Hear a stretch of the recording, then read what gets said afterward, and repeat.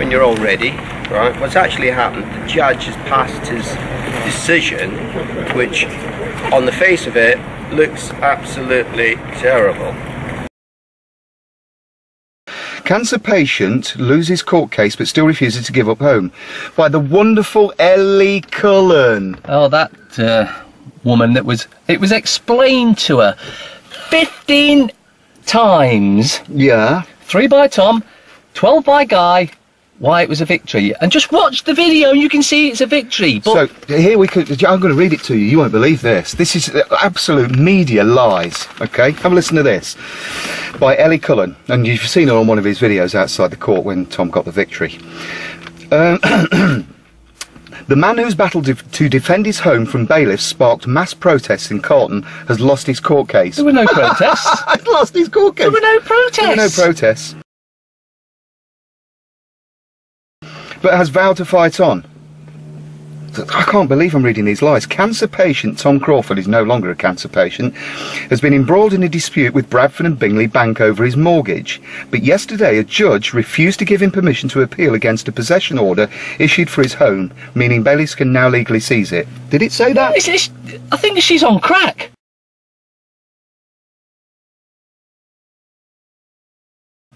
Well, she's definitely on something, or otherwise... what school did you go to, Ellie?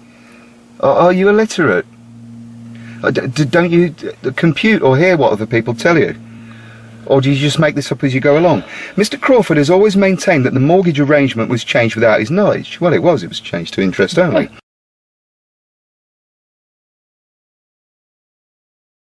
As he showed in his evidence, where he showed you the documents. Yeah, he showed it to the judge. The judgment was delivered at Nottingham County Court by Judge Nigel Godsmark, QC, following a full hearing on May the 1st.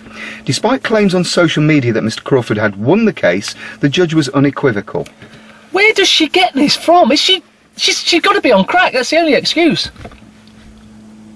Crack. It goes on to say, he said the points made by Mr. Crawford are either without foundation or legally misconceived. Factual assertions about changing the terms of the mortgage are misplaced. The legal challenges raised are misconceived. This is utter gibberish. Permission to appeal is refused.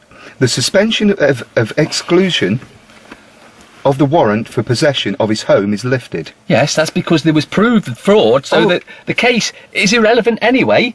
The case is thrown out. There's no need to appeal because... So, Ellie, it's lifted. It's a victory. Yeah, he hasn't lost his home. Where else is it? He also said the reason Mr. Crawford owed money because he no longer had an endowment policy which would have repaid the capital borrowed. Well, where did it go then, this endowment policy? Because they've just said there he no longer had an endowment, so he must have had one at some point.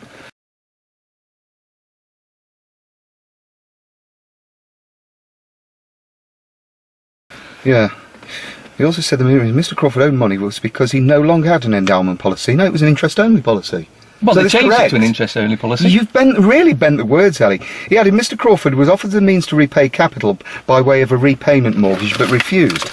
Really?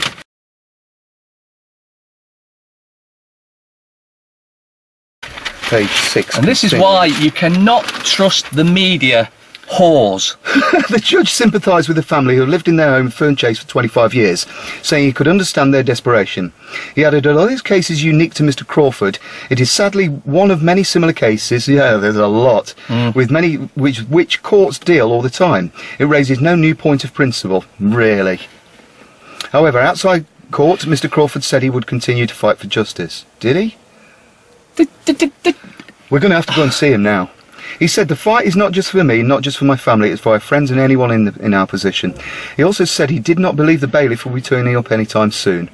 Well, the judge has already said that he's won the case. Yeah. It says they can't have his home. Mr. Crawford added, we can take the fight to them. If they come, I will not be going anywhere. No, he didn't. That was lies as well. He said if they come, he'll arrest them. Yeah. At yesterday's hearing, which lasted less than 5 minutes, Mr. Crawford was accompanied by family and close friends. Daughter Amanda Pike, 36, says we are always fully behind him. They always put the age in, don't they? We're not going away, we've got the proof. I can't remember him saying that. A spokesman for UK Asset Resolution Criminals, Owned by the government. which acts on behalf of the banksters Bradford and Bingley, said the court had ruled that the Crawford's appeal did not have any prospects of success.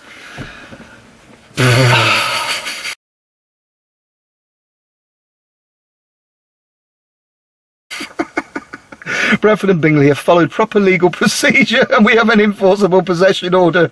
And the judge called that fraud, didn't he? Yeah. Although he's not reported it Ellie, as a serious fraud crime. Stop taking the crack. It's not doing you any good whatsoever.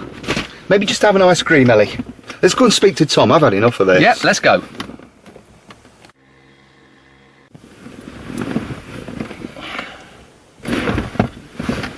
Where did he come from? Where did we come from? This one. We've got a movie star in the car. Where'd you come from? It's Tom, Mr. Crawford. How you doing, Hello, lads. All right, mate. Good to see you. Yeah, nice to see you too. Where you've got some good news. Oh, brilliant. That's why we're Yesterday. smiling. Yeah. Finally, we got a result from the court, and it was justice for a change. Praise the Lord. Not just us. No, not just us. The thing is, people say, oh, it's justice from the court, but we took justice from them. It wasn't given. Even the ruling, though, was very convoluted. It was. It's very confusing for the average person, and that's why they do that, to confuse people. What was it typed in? Gibberish? Is that a language? Or was it legalese or something like that? Legalese, you've heard of Confucius. This is confusing.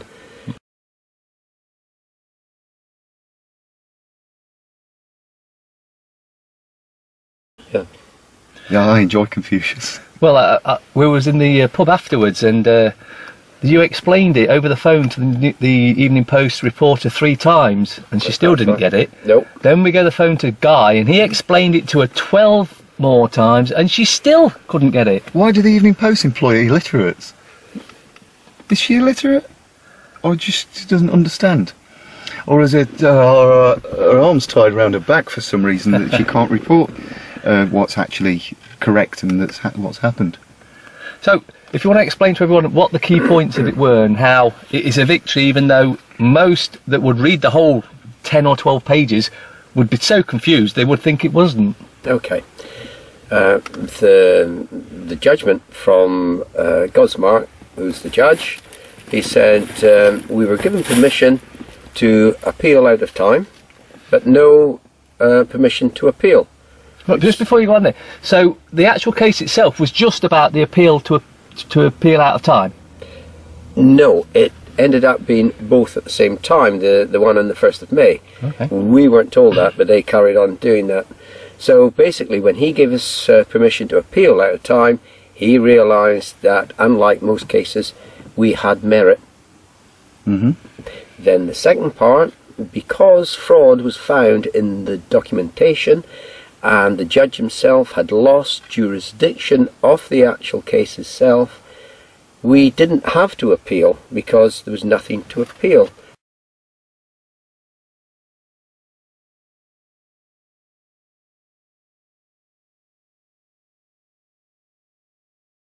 Can you tell us, when you first read it, what did you think? I took it as, oh dear, I've lost. But then Mr. Ebert, who's that fine gentleman down in London, I've seen his videos, and he started laughing.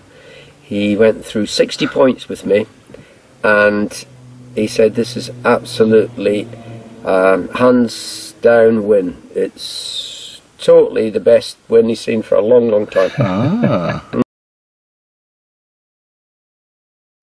Stop taking the crack. It's not doing you any good whatsoever.